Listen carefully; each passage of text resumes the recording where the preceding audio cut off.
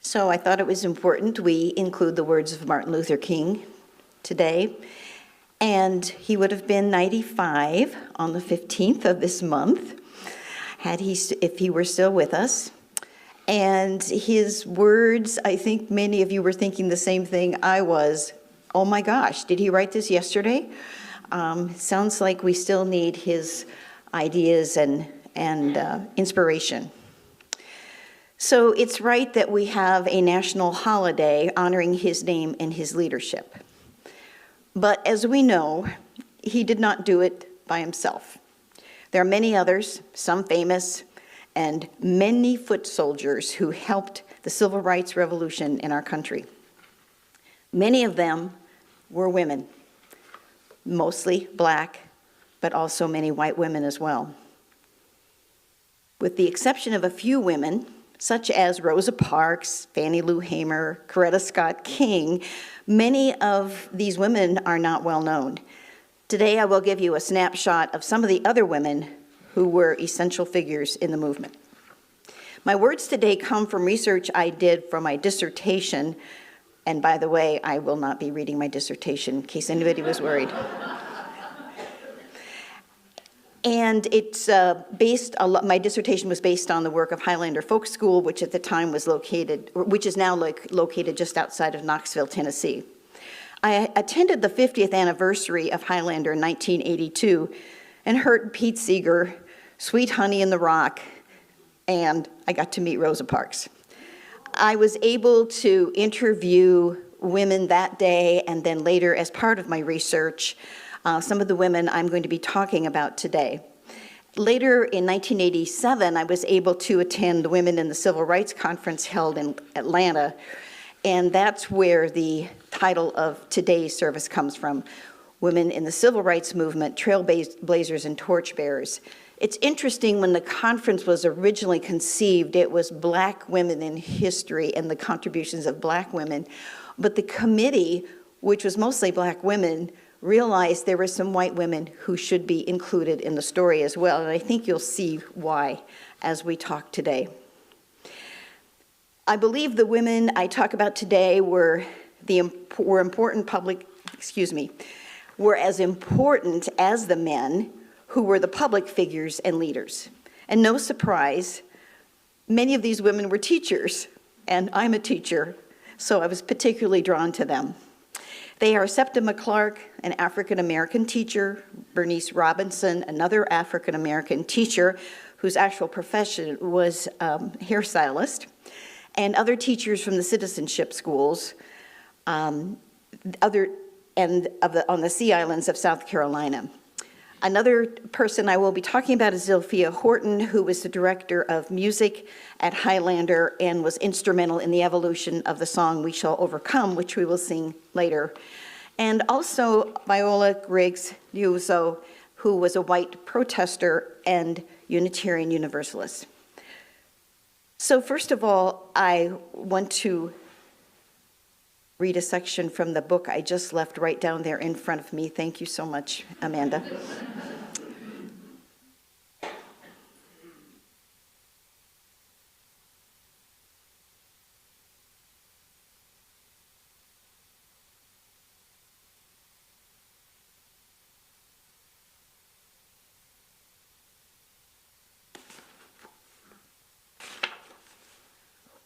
I wanted to read from this book. This is the book of publication of the actual presentations at the conference. I did one of the presentations. It was initially called Black Women in U.S. History and then later named Women in the Civil Rights Movement to be much more inclusive. But I thought it was important to show you that some of these people were very significant to the people who put this conference together. To Septima Poinsett Clark, who was scheduled to appear in the program but passed away before the conference took place. To Miles Horton, a white man who attended the conference and was honored and at a banquet. And to these three pioneer civil rights activists in whose spirit this conference was organized, Ella Jo Baker, Fannie Lou Hamer, and Viola Griggs Liuzzo.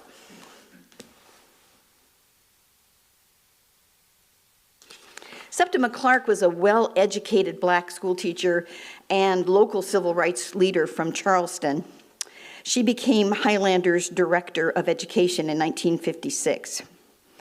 And she had been fired, basically, from her job as a school teacher because she had joined the NAACP. As a teacher from Johns Island, which is one of the Sea Islands where the schools were established, she was aware of the educational and political needs of the Sea Islands. And just to give that a little bit of context, we are in a place in the 1950s where very few black people really were able to vote. They were entitled to vote, but many of the states in the South had rules set up, all kinds of things set up, such as only white cars can cross the bridge, kind of thing, to keep black people from voting. A common one was a form of a literacy test, and many African American adults were not able to read well enough to pass the literacy test and be able to vote. In South Carolina specifically, the literacy test said that you had to read part of the South Carolina Constitution, which was actually a stumbling block for a lot of white people, but the white people were never asked to read part of the Constitution. So initially, the civil rights workers had people memorize, because the white people at the polls they always had them read the same passage. And so they memorized the passage, they put their finger on the paper and followed it along to look like they were actually reading. But then they got the folks at the polls, the poll workers got a little smarter, and they started asking them to actually read other things as well.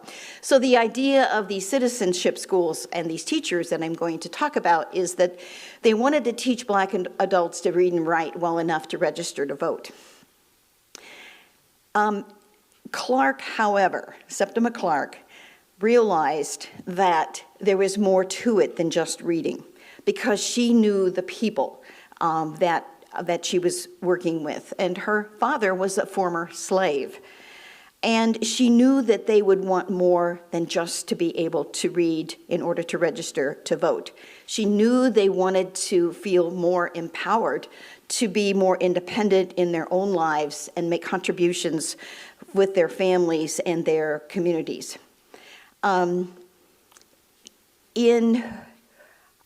Just to give you a number, she said this is a quote from her. In 1955, only about 25% of voting age blacks were registered in the 11 Deep South states. More than 3.5 million weren't registered, and many of those couldn't read. I want to add that I was very privileged to get to meet Septima Clark in her home in Charleston. I came in the door, and she immediately points out a picture of her and Martin Luther King sitting on the bookshelf, and tells me that he stayed at her house when he was in Charleston, and that he had to stay at her house because if he stayed in a place that was known to the public, he would have been in danger. So that was interesting, kind of anticipating what eventually happened. But she was very, very proud that King was in her house. Another quote from her: "I believe unconditionally in the ability of people to respond when they're told the truth. We need to be taught to study rather than believe, to inquire rather than to affirm." And another quote from her: "Do our schools confront the conflict inherent in our world and aspire to promote justice, dignity, and first-class citizenship for all?" So Septima was, when she was fired from her job in the South Carolina public schools, had already made herself known to the people at the Highlander Folk School, and Miles Horton, the director, invited her to be the education director at the school. And so when she took this job on, she was instrumental in saying, we need to start a place for Black people to come and learn to read and write, and it needs to be a place where adults can be comfortable. Many of those adults were very ashamed that they couldn't read, and they wanted to be in a place where it felt safe to do that. Another quote from her: I'm a Negro, born black in a white man's land. I am a teacher. I've spent my whole life teaching citizenship to children who weren't actually citizens. They have fulfilled all the requirements for citizenship. Many of their fathers and brothers have died for their country, but this is not enough to qualify them to vote, to receive a decent education. I can no longer aid in their education because I've joined the movement to help them claim their citizenship.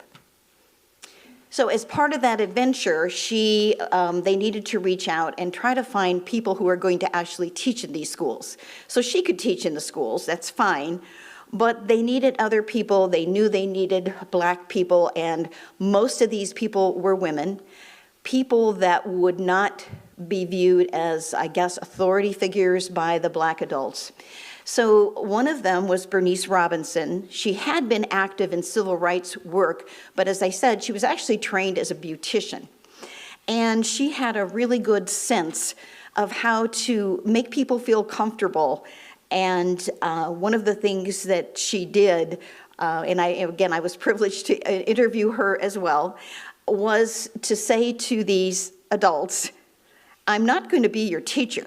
We're going to work together and teach each other, which I think is not a bad line for every teacher these days.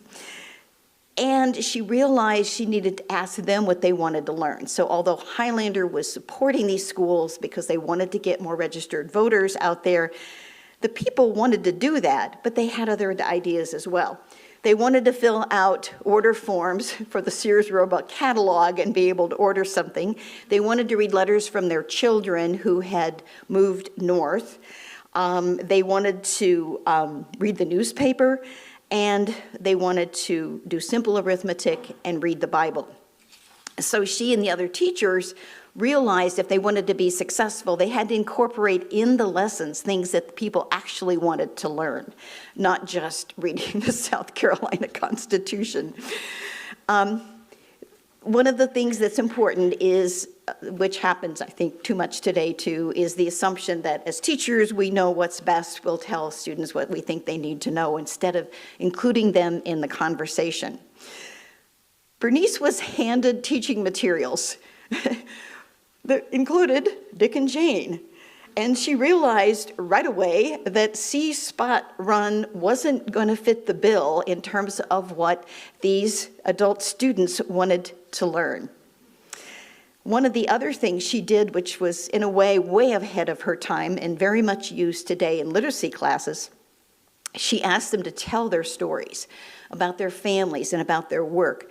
And then she helped them write their own story. I guess, again, a piece here is because she was not formally trained. She kind of just played it by ear, listening to her adult students. And I think this is revolutionary, and I think it was an important part of the civil rights movement, and she agrees. I'll share her words with you in a second. But I want to tell you another quick story about these teachers and why they are so important and so innovative. And so one of the things she and Septima Clark did, realizing that these students were not your, average little kids, that they needed adult materials, is they wrote a lot of their own curriculum. I mean, they brought in the UN Declaration of Human Rights. That's usually not taught in first grade. And they also decided to make the math problems more meaningful. Here's my favorite math problem. 10 students were arrested in the sit-in movement and were fined $75 each. How much fine was paid? This was not a story problem in the standard math textbooks at the time. She also, again, encouraged her students to be skeptical of what they heard, skeptical of what they read. How to read between the lines is what she told me. And she was aware that because she had grown up as an African American and been oppressed herself, that these students had all been exploited because of their lack of literacy, both with reading and writing and both with math. And they didn't have a lot of awareness of what their basic rights even were. So I want to jump from here to the first school on Johns Island off the coast of Charleston to the spread of the schools all throughout the Deep South. And the Sea Islands of South Carolina, Georgia, and Septima Clark was the director at Highlander. Bernice Robinson became kind of the supervisor in finding more teachers. Most of the teachers were women, most were Black, some had training as a teacher, but many of them didn't. They were taught the methods that these two women had put together, which is, as I said, at the time, were pretty revolutionary. Excuse me, I got the year wrong in here. Must be 1963, okay. There were approximately 700 new citizenship schools starting off from the one, and 50,000 new Black voters who could be traced to these schools in the South. So when interviewed, Bernice Robinson said, the citizenship school program became the basis for the civil rights movement because it was through these classes that people learned about their rights and why they should vote. So I want to share another story with you. This is also related to Highlander, and this is about music, and this is about Zilphia Horton, who was the wife of Miles Horton, the director of Highlander School. She was a classically trained musician, so we're going to bring in a music teacher here too. She was also one to collect music, especially folk songs, protest songs, labor songs, and then sometimes rework them to use in the workshops at Highlander. And music then became a central part of these workshops. So they're bringing people together to talk about the issues, originally labor issues, later race and labor issues. And music was a way to bring people together. The workshops sometimes included both white and Black people, but music was something that everybody could participate in. So it became a regular part of the classes. Miles Horton believed that in addition to action, people need something to cultivate the spirit and the soul. And his wife and Guy and Candy Carawan fit the bill for that. So she came across a song called I Shall Overcome, sung by striking tobacco workers. She knew it could be made into a song that would appeal to a broader audience, and so she modified it, as she said, to be more singable. And she shared it at Highlander workshops. Some of this you're going to go the rest of the story. And she shared it with a guy named Pete Seeger, and he liked it a lot. He is considered to be the person who changed it from I to We Shall Overcome. And then it was picked up by Sweet Honey and the Rock, and as you know, it became a standard at protest rallies. Finally, I want to mention someone who's not a part of Highlander at all, but as I said, was part of the dedication of the book that was written about this conference in Atlanta. And this is about Viola Griglioso. She lived from 1925 to 1965. She was a Unitarian Universalist layperson, a white woman, a mother of 5 children from Detroit, but she was passionate about social justice. She lived near Wayne State University and was involved with programs there. She was also involved with issues about economic justice in the Detroit area. And when she saw what was going on in Selma, decided she would go south and wanted to participate. She joined the Second March in 1965, and ended up transporting some Black marchers in her car. While doing so, she was pulled over and shot by members of the KKK. And she was killed instantly.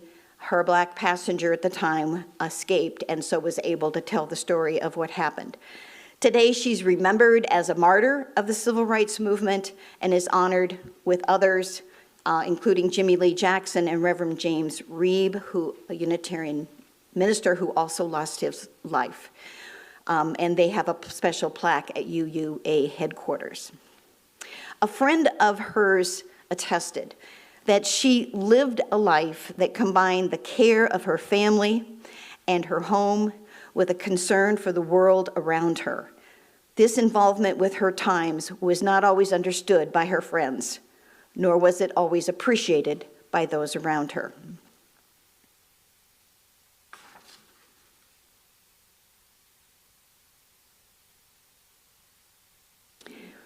So in conclusion, Black women participated in every aspect of the civil rights movement. Many of their names are not known. White women were an important part as well.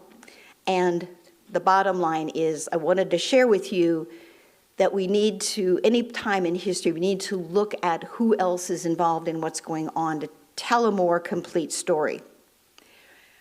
Their work, along with other women who were part of the civil rights movement, is key to understanding the movement and key to understanding its success. Something I failed to mention earlier is several of these women told me about being invited to be part of some of the boards that were in the civil rights movement, some of the Black organizations and so on. And when some of the men saw a woman coming in, they like, "What are you doing here?"